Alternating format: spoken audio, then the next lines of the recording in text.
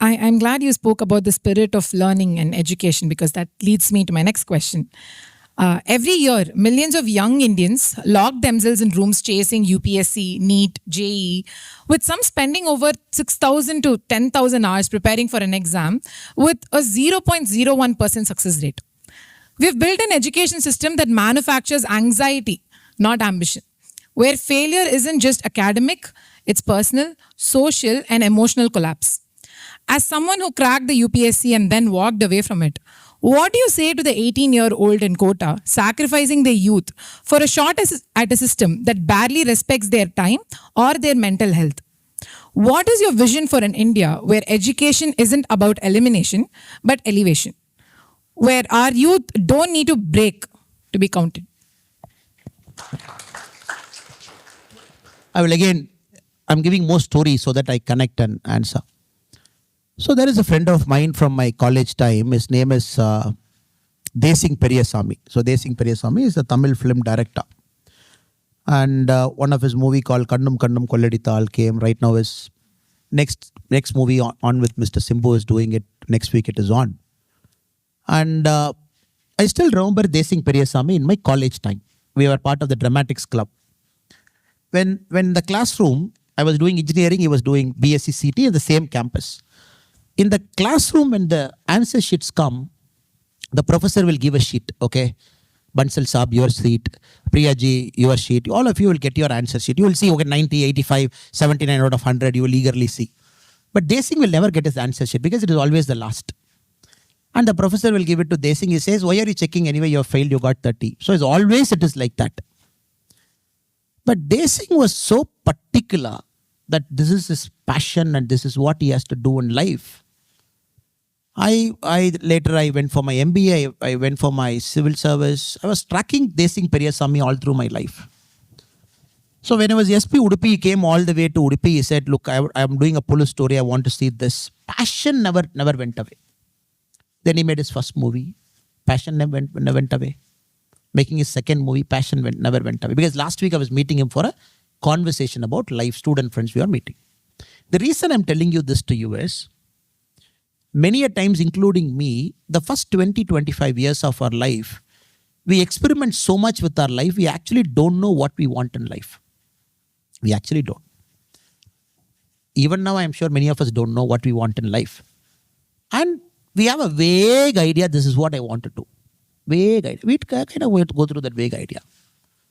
So it's okay to make mistakes, okay to experiment with life, okay to change careers, okay to do this and that. But always, with my experience, I'm telling you, failure is the greatest gift you can get before the age of 30. If you failed multiple times in life, a failed relationship, people are lucky. Failed career, people are lucky. Everything in life, when they fail, they are so lucky because it teaches them so much in life. At 40 and 50, it will not teach you that much because you have a family, you have kids. It makes you so resilient. You have seen failure in the face. Only through that self-discovery, you will find what is your true passion. So people in Kota, people in IIT, when they commit suicide, I'm at loss for words to understand why are they committing suicide. In IIT Madras, when people come to all the way to IIT, they commit suicide. Kota, they commit suicide. Somebody commits suicide because he got 90%, he didn't get 95%, they commit suicide. Civil service, they commit suicide. But you look at some of the greatest achievers in life, they're actually the backbenchers. The front benchers actually work for the backbenchers. If you actually see it, the front benchers technically work for it's the backbenchers always. Mayawati madam went to civil service, couldn't crack, Chief Minister of UP, hundreds of people working for her, and many politicians couldn't crack anything. Last refuge. I'm not saying that, I'm not using that word. So nothing worked in life. You became a politician so that others work for you. So this story we are seeing day in and day out and day in and day out. So I would always say, people should chill. People should chill a bit and not get too much flustered about life, exam, marks and everything. Because if you track all your 12th standard, 10th standard toppers, you should find what they're doing. What 12th standard school topper, what is he doing? 10th standard school topper, what he or she is doing. Then you should make an effort to study 10th standard, the bottom 25 percentile, the bottom 1/4 percentile, what they are doing. It'll be a fascinating story. The bottom 25%, where are they now 10 years before and now? So we will get a picture. So it is some skill that is needed in life to succeed, not this educational skill that very soon we will understand. So that skill a college teaches you, being a person, meeting people, developing your soft skills. Convincing a person to say yes is the hardest thing in the world now, because I have to convince everybody to give their vote to me, to my party. That's the hardest. Every person has got 10 reasons to reject you. You got to find that one reason for them to love you back. So I know how hard it is to convince one person for one vote. Likewise, that skills you build here. So let us not take our life too seriously. Let us chill a bit. Failures are happening, take it at face value. Resilient, understand why it is happening, move ahead. And life is a gift. Not everybody gets it. That too, we are an evolved life, human being, very evolved now. And we have to understand life is a marathon, not a 100-meter race. People judge us at the age of 80. Nobody is going to judge us at the age of 30. At 80, what you are doing? And not, madam, we have to understand, career is only one part. My boss, former boss in Karnataka, my DGP, Om Prakash sir, he got killed last week. My boy, he was DGP of the state, head of police force.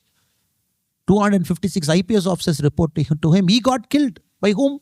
By his own wife. How? Slit his throat. Police arrested whom? Last week in Karnataka, Bangalore, they arrested his wife, accused number 1. Arrested his daughter, accused number 2. Why? A stupid property dispute. This is happening to whom? Not a person walking in the road. It is happening to a person with 36 years of service, the head of police force, once of Karnataka state. So what is life?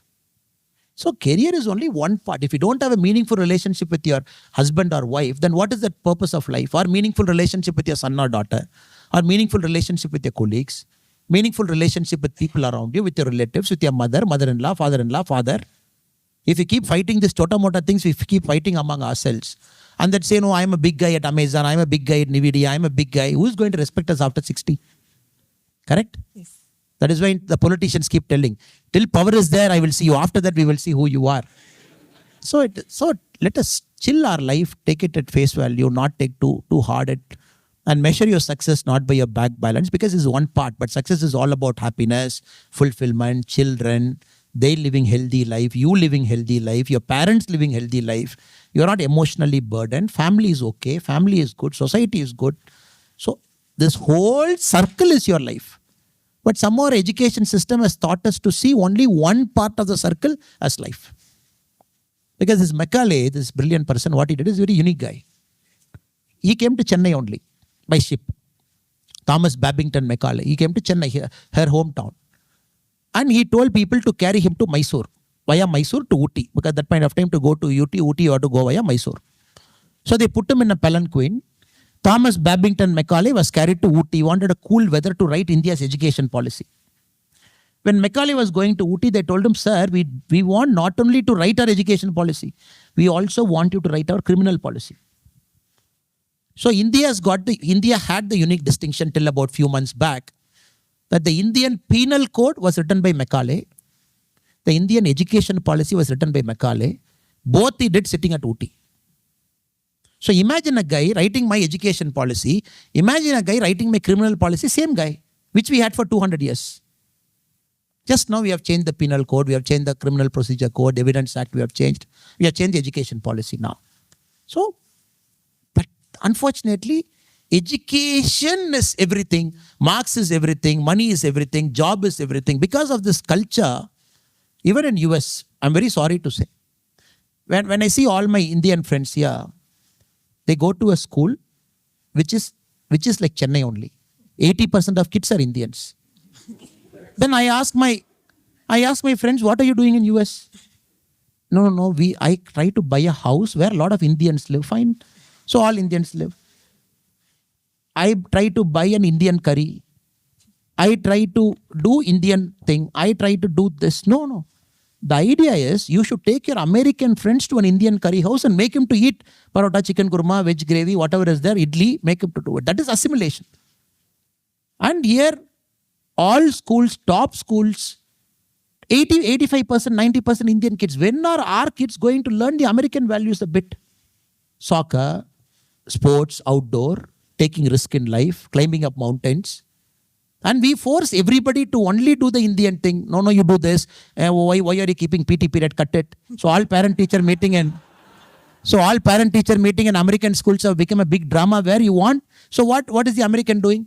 Take his kids, leave the neighborhood, go to a new place. Correct? So East Coast to West Coast, the same story. UK is the same story. So as Bharatiyas, it is important that we show a spirit of tolerance, a spirit of mingling with the local people, not the local people, their country, so that together we build a prosperous future, so that our kids will pick up. The American kids will pick up from Indian students. So everything is Indian, so better you shift to Chennai only. So, no, it's a joke, but still, it's a very sad reality. I keep making fun with my friends. And first thing I ask many people is, how many American kids study in the school? Chinese kids study, European kids study, people from other parts of the world. Then I say, brilliant school. Because your son, daughter will pick up so many skills. That is important. Not one skill, we make the whole school the Indian school. That is not the way. Sorry again for the long answer, yeah.